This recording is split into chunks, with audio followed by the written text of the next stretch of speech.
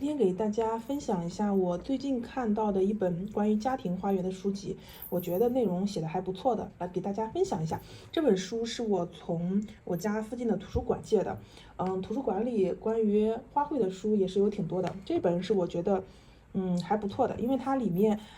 很多介绍了一下很多花园的风格，比如说庭院花园呀，还有垂直花园呀、屋顶花园以及阳台。我觉得对我们了解那个很多花园它的风格是有很大的帮助的。如果家里是有那种庭院的，可以看一下，因为你看它这里面有庭院阳台的设计，就介绍的比较详细，就是你整体的这个流程就写的非常好，可以比较系统的来学习一下。还有就是，我们可以看到，就当时我在看这本书的时候，我才发现哦，原来。当然，之前也是知道的，就是有那种法式风格呀，有希腊风格的花园，以及日式的花园呀、中式花园呀这种，但是没有如此系统的看过。所以这本书它还是比较好的，就是介绍了，而且图片都非常的精美，而且拍摄的都非常的多。就是我觉得作为一个拓展自己的花园知识，是一个非常不错的一本书。还有东南亚的风格，看，就是可以让我们知道全世界各地它的花园风格到底是怎么设计的。如果你有一个庭院的话，就非常的好。它里面也有一部分是关于家庭阳台的，但这部分涉及的不是特别的多，主要还是庭院多一点。家庭花园的话，还有那个，比如说家里的阳台，以及如果我们是在现代城市里的话，它会有一些就是屋顶阳台呀、垂直花园这种的，也是可以参考的。如果你家就是靠近楼顶天台的话，我感觉也是可以看一下的。阳台花园它还讲了一下，就是各种不同朝向的阳台呀，以及各种不同风格的，比如这种就典型的是欧式的那种吧，欧洲国家很多这种，就是阳台是只有这么一点的。然后看，如果是这是露台应该，然后还有南向阳台，它的采光啊、光照特点什么的，这个就有点像我现在家里的这种阳台的风格了，但是它这个是半露天的，我那个是完全就是有窗户封闭的，所以就可以参考一下别的家里的阳台是怎么样的，它的风格呀，我们都可以看一下，比如说这是什么花呀什么的，就可以就是学习一下。还有就是，我觉得看这个地方，这就是我在国外旅游的时候就看到的，他们家里的阳台就是这种的，花朵都是可能垂钓的很多，然后主要就是在街道里面就能看到，就给人一种很美观的感受。这次我不是出了很多天的远门嘛，然后就去了，贵阳，然后在贵阳，就是我在坐车回机场的时候，就发现很多人家里也是阳台上都养花，然后我在车里的时候就能看到啊，还有在香港的时候也是很多人的家里就阳台就是这种的，或者是这种的。当然你在路上就能够非常清晰的看到，就会觉得大家都挺热爱生活的，然后也都非常的美吧，就风格各异。当然，如果我们不能出去旅游的话，在书上我们也能够看到。还有他介绍了很多家里就是一些适合的这种阴性植物，不太需要光照的，还有一些适合家庭种植的，可以看一下。这些是具体的庭院阳台它的一些制作的这个工艺，还有泥作工程、木作工程。这之前我只大概的有一个了解，但是没有想到它这个步骤是分了这么多层的。这个是木作，就是比如说阳台里的亭台楼阁这种的。就单纯就是这个图片来讲，就真的非常的好看。反正我当时拿到这本书的时候，几天时间吧，我就看完了，还是比较让人有就是翻阅下去的欲望的。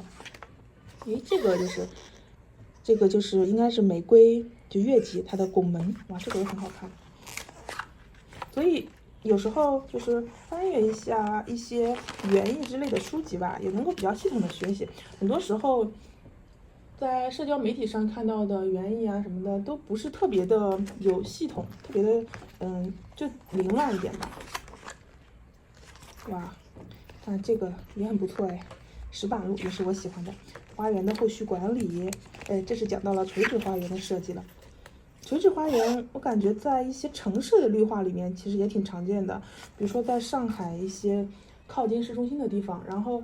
就是道路比较的狭窄吧，这时候就没有办法像很多城市都是那种绿化道那种的，它只能是做这种花墙一样的设计，垂直的，就维护起来，其实我感觉也挺厉害的。这个就需要真的是很多，很多那个环卫工人的维护了。诶，这个是什么花？铁线莲哦，对，铁线莲我感觉非常适合做压花哎。最近我也看了很多压花的视频，学习一下。哇，这个特别的茂盛，看一下，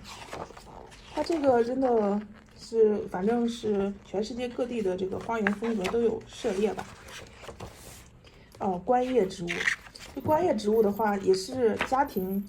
养殖里必不可少的一环。就也是介绍了很多适合在家里种植的一些观叶植物。然后这个虎尾兰，我家里养的也有，只不过没有这个金边，这个应该是金边虎尾兰，它真的非常好养，也可以推荐给大家养。哦，吊兰，吊兰真的是我养过最皮实的植物了。哎，这个说到吊兰，看，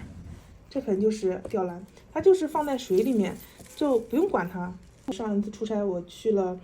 1周吧，然后这个吊兰完全就没有管它，它的水走之前给它加了一点，你看它现在就真的是非常的茂盛，就完全不用管，非常省心。还有就是也可以，当然也可以土培啊。正好就是讲到了吊兰，这个也应该是那种金边的，或者是金星的，然后这个就是没有那种金边的，但也很好看，它真的非常省心。然后还介绍一些种类以及它的生长习性，怎么养护，这个还是挺多的。富贵竹，感觉也挺好看的耶，可以编织成这种形状，感觉想养哎。这个可以放在家里面，也是养护比较简单的。干闪凤梨啊，这个有点害怕了。总之，这个书里边讲的还是挺多的哦。上一次我不是给大家拆箱看了一下，那个含笑花嘛，其实就是我在这本书里看到的。因为当时在这本书里看到的时候，我就在想，哦，我之前也见过哎，在就是绿化道那旁边，然后在这本书里又看到了，我就觉得，哦，这是一种缘分哎，而且它真的非常的香，现在还活着呢。我出差了1周多的时候，就真的很担心我的含笑花会不会就死了，但是没有死哎，真的非常的好，还活着呢。啊，这是现在是翻阅到的是可以家庭种植的一些花卉。桂花，上一次的桂花就是也是春天的时候买了一盆吧，但是后来忘了给它浇水了，然后就干死了。含笑花跟桂花长得叶子就很像。扶桑我还没有养过这个，看看。就是有时候，我感觉系统的翻阅书籍的一个好处就是可以看看，哎，有哪些花是我还可以养的呢？然后它是不是适合我家的环境呢？君子兰，我感觉君子兰也挺适合室内养护的，以后有机会可以买一盆养一养。这个就是含笑啦。上一次就是我看到这里的时候，我就在想，哦，原来我以前在绿化道旁边闻到的那个香气。是含笑花，它还有这个一个名字，因为之前当时查的它只叫香蕉花，大概的知道，但是没有具体的看它的这个养护。然后我就发现，哎，含笑花原来竟然适合室内养殖吗？因为之前它因为种在绿化道嘛，我觉得它这个树木肯定很高大，不太适合室内养护，所以就放弃了，没有特别的深究。但是现在看来，它和桂花一样，其实也是可以室内养护的，注意它的。就是养护方法，不要让它长得那么高大，应该也是可以的。而且它长大应该需要好多年，所以目前这几年应该不用担心它这个问题。看，扦插嫁接播种，东南北向阳台。哎，现在我是把它放到了南阳台的。还有一些马蹄莲呐，这什么九瓶兰，长得好凌乱呀。仙客来，哎，最近我的仙客来也要开花了，马上就要开了。我发现仙客来其实它，在我家就是生长稳定了之后，其实还是比较好养护的。刚来的时候是不太好养护的，特别容易烂根，它特别容易根腐的。所以有时候，可能最好的养护方法就是在一个环境长期待久了之后吧，它就比较的稳定。比如说，或者你通过扦插的方式从小苗养大，然后它就特别的稳定了。诶，非洲菊，我的非洲菊这次出门也是把它干到了。非洲菊还是很好看的，我当时春天的时候买了好几盆。哇哦，这什么茉莉？家里有一盆垂丝茉莉，但是没有买茉莉哎。攀援植物，攀援植物应该矮牵牛应该算。我觉得矮牵牛的养护真的很简单，它就也不是很挑土，也不是很挑水，就是你怎么浇多了浇少了好像都没事儿，所以生命力还是很强悍的。家庭种植的话，矮牵牛我觉得很不错哎，铁线莲也不错。当然我还没有种过铁线莲，有机会的话还是要种一下。我感觉它应该生命力也是挺旺盛的。忍冬，这个叶子长得怎么跟月季似的？没有种。葡萄，哇，那这种呢就得家庭有那个庭院的才能适合了。你看，它这是攀援植物的选择以及它的气候。这是什么？花园植物的养护。我们现在看到这里的花园，其实我感觉前期的种植很重要，但是后期的养护也是非常重要的。所以有时候养花如果出远门的话，真的很担心，因为如果没有人维护的话，它真的死得非常的快。除了一些生命力非常强悍的，比如说吊兰，不需要太多的担心，但其他的真的是会很担心。花卉的养护原则，其实很多花，当我们新买了一盆花卉的时候，我们就是要看它原先生长在什么地方，它的生长习性是什么，还有多久，怎么样浇水更好，是见干见湿呢，还是干透浇透，还有它的光照、肥料、温度等等吧，其实都是我们要学习的。所以就是我们家庭养殖的话，更是这样，就栽培的环境要很适合。有的花它不适合阳台养殖的话，就特别容易遭病虫害，比如说月季，真的是365天，360天都在有病害。比如说什么红蜘蛛，就是最头疼的，它的病还好，但真的很麻烦的。你比如说你要养到了适合的花卉，比如说吊兰，你根本都不用管它，它也不会生病虫害。当然有时候真的很想养的话怎么办呢？就是我们只能够学会一些防治方法，管理要到位，生物防治、物理防治、化学防治。化学防治可能就是用药物吧。物理防治可能是一些，你看他们就是一些，比如说在植物上通过高温啊各种方法杀死病虫害。总之这个书还是可以看一下的，因为它比较系统的讲述了一些病虫害防治的方法，还有一些，而且我在这本书里我看到了一个非常好的防治方法，就是辣椒水。之前在养花300问那本书里吧，我学到了那个花椒水。还有烟草水、除虫菊水吧、除虫菊素等等，在这本书里，它有很多防治方法是辣椒水。辣椒水的话，真的就非常好了，因为辣椒平常我们有时候买菜做饭也会用到嘛，就非常常见。我们就可以买那种朝天椒。上次我试了一下，就把辣椒切成几段，然后放到水里煮，煮完之后把那个辣椒过滤出来，只留下辣椒水，然后进行喷洒。其实对红蜘蛛，对一些小黑飞是特别的有用的，因为家庭阳台种植的话，还是不想要有太多的农药的。其实这样对自己也不好，对家里人也不好，所以尽量就是减少用一些化学农药。然后辣椒水就是我觉得就是一个非常好的选择当然我们喷洒的时候注意戴上口罩，因为辣椒水还是挺呛人的，但它真的很方便。所以这是我学到的，在这本书里学到的，因为之前没有注意到。虽然我觉得辣椒水应该也可以，就很多刺激性的一些家庭里常用的蔬菜吧，应该都能达到这个效果。但这本书里验证了，然后我又去亲自实践了一下，还是很不错的，很有效果的。如果你也是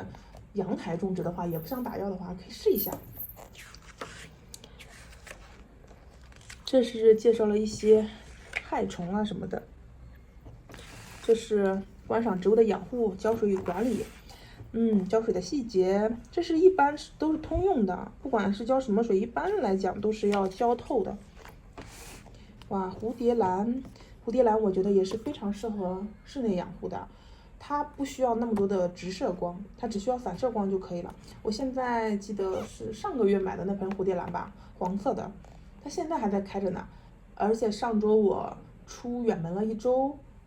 也没有管它了，然后它回来的时候还在开，所以我觉得蝴蝶兰也是一个非常省心的花卉。当然我们要记得它的生长习性啊，千万不要给它浇多了水，就根据它的生长习性来维护，它还是非常好维护的。就新手养花有时候很容易给它浇很多的水，就不太好，要根据每个花不同的这个习性来。这讲的是一些扦插的方法，其实主要的就是我现在的扦插方法主要就是茎插法，叶插法也有，就比如说那个长寿花，还有这个虎尾兰都可以，但是叶插法肯定是没有茎插感觉长得快的。当然虎尾兰的话，除了叶插之后，它就是那种分株法了，也比较快。大概的带大家翻阅了一下，其实真的是非常不错的一本书。因为这几天我就要把它还回去啦，所以就又记录了一下，顺便也给大家分享一下。如果大家感兴趣的话，可以去自己附近的图书馆呀，或者是线上的一些 app 呀去搜一下，或者如果想看的话，也可以去实体店购买等等吧，各种方式。总之就是给大家推荐一下，因为现在很多的花园类的书籍，有的写的特别的枯燥，就没有让人看下去的欲望。这本是我觉得还不错的。那以后如果我再看到了有这种写的比较引人入胜的，比较让人有读下去的欲望的书，还会给大家分享的。好了，那本期视频就是这样啦，我们下期视频再见喽，拜拜。